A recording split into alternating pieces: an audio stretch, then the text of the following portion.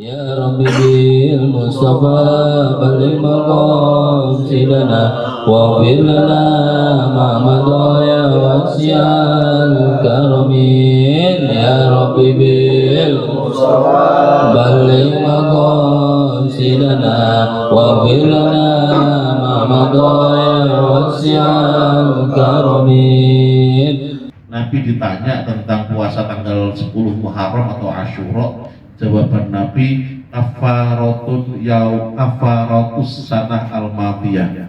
Dia akan menghapus dosa tahun yang telah lalu. Fadilahnya. Kalau kemarin Arafah tahun yang lalu dan yang akan datang. Tapi kalau Asyura besok tahun yang telah lalu, dihapus dosa kita oleh Allah Subhanahu wa taala. Muharram ini hari-hari kemenangan orang-orang terdahulu, terutama Yaum Asyura. Yang pertama dikisahkan diterimanya taubatnya Nabi Adam itu adalah pas tanggal 10 Asyura, 10 Muharram atau Asyura. Yang kedua, mendaratnya kapalnya Nabi Nuh pun sama tanggal 10 bulan Muharram atau Asyura. Saat itu Nabi Nuh lantas memerintahkan para umatnya untuk mengumpulkan makanan yang sisa makanan, dimasak jadi satu terus dibuat makan bareng-bareng, namanya syukuran. Nah sekarang diikuti oleh orang-orang yang masih ada sekarang, namanya bubur suro. Ketika Nabi datang, orang Yahudi pada puasa, Nabi tanya, kalian puasa apa? Oh, hari ini hari besar buat kami, kata mereka.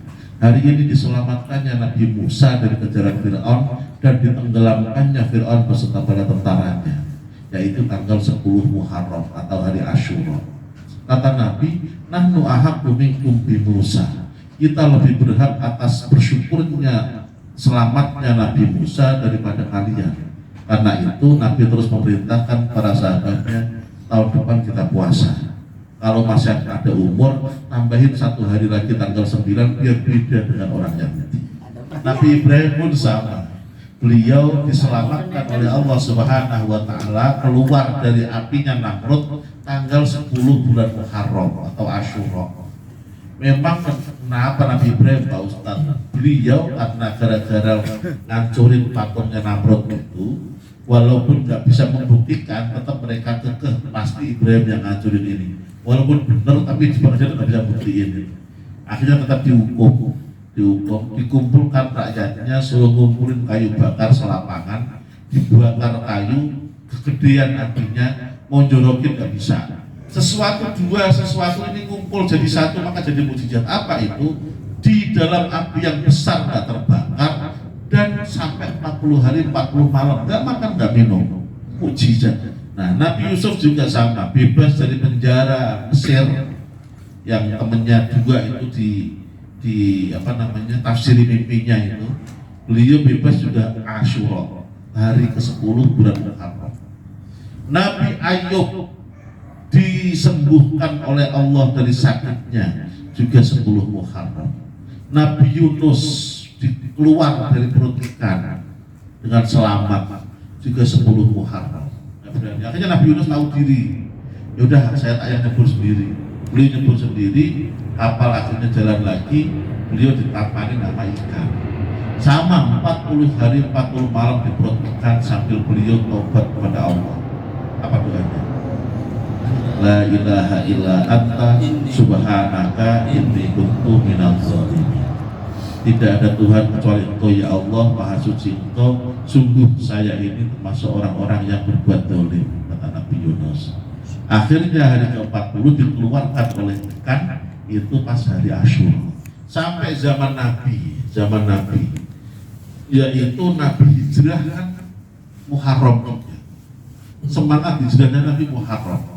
Berangkat itu bulan Muharram. Yaitu tanggal 1 Muharram tahun 24 Hijriah. Dimakamkannya sahabat Umar gara-gara ditusuk oleh Abu Lu'lu'ah, seorang wakilah Majusi, wakilah Yahudi yang pura-pura jadi makmum di belakangnya Sayyidina Umar. Ketika beliau sholat langsung ditusuk. Yang kedua, tahun 61 Hijriah pas tanggal 10 Muharram ada kejadian lagi, yaitu cucu Nabi yang bernama namanya Sayyid Hussein. Iya, dibunuh dan dipenggal kepalanya oleh pasukan Islam juga. Saat itu rajanya Yazid bin Muawiyah.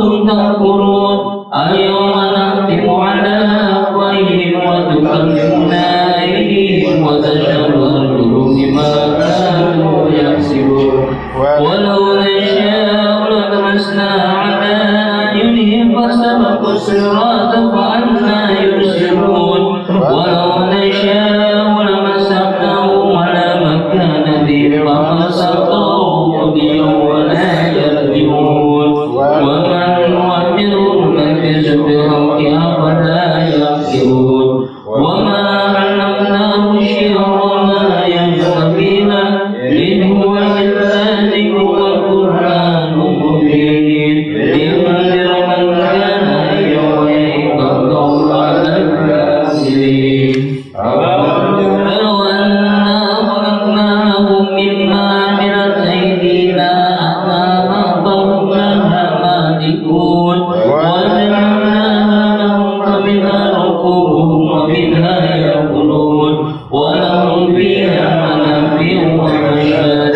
أفلا يشكرون واتخذوا من دون الله آلهة لعلهم ينصرون لا يستطيعون نصرهم وهم لهم جند محضرون ولا يحزنك قولهم إنا نعلم ما يسرون وما يعلنون أولم ير الإنسان أنا خلقناه من نطفة فإذا هو خصيم مبين وضرب لنا مثلا ونسي خلقه قال من يحيي العظام وهي رميم قل يحييها الذي أنشأها أول مرة وهو بكل خلق عليم الذي جعلكم من الشجر الأخضر نارا فإذا أنتم منه توقدون أوليس الذي خلق السماوات والأرض بقادر على